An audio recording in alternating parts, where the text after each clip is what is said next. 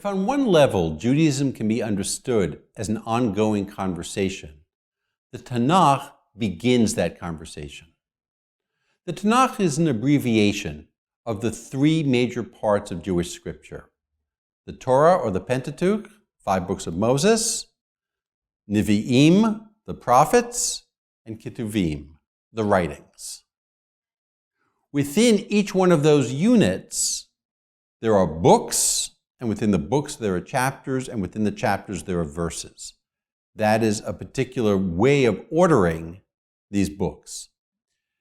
There is a particular way of ordering these books in Jewish scripture, but there's a slightly different way of ordering these books in what's known as the Old Testament. The Old Testament is a theological term. The Old Testament comes into existence only with the New Testament, right? The Old as opposed to the New. But the Old Testament has a slightly different order and also a slightly different text.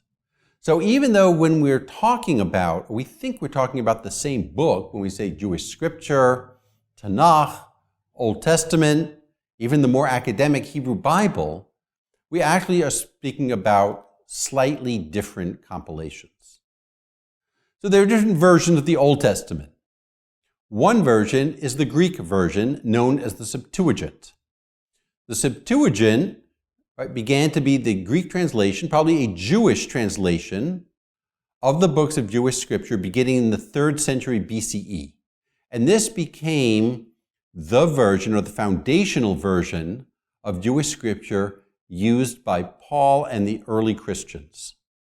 However, it was supplanted by a new translation from the Hebrew into the Vulgate. The Vulgate then, or the Latin translation, remains the foundational Old Testament text for the Roman Catholic Church.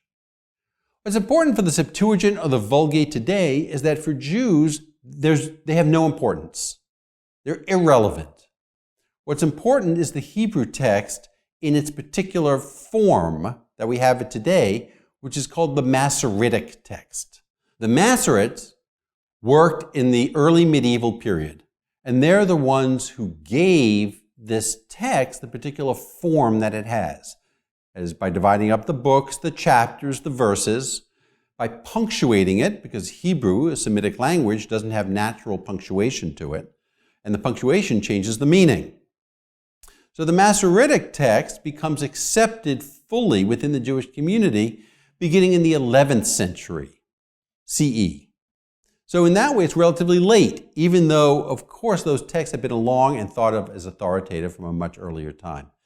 There are many English translations, of course. Each English translation has to be looked at in terms of which text it's translating and for what audience. So Jewish scripture, often in America today, the translation that's most frequently used is called the New Jewish Publication Society translation. That translation doesn't have any particular authority in and of itself. Only the Hebrew of the Masoretic text does. But it's the one that's most frequently used by synagogues and within liturgical services. Whereas there are more Christian translations, and those might be more or less theological. Some of the less theological translations that you might want to know about is the New English Bible or the New Revised Standard Version. Again, these are frequently used in Christian groups. They're used sometimes by academics, but they are never used within Jewish liturgical situations.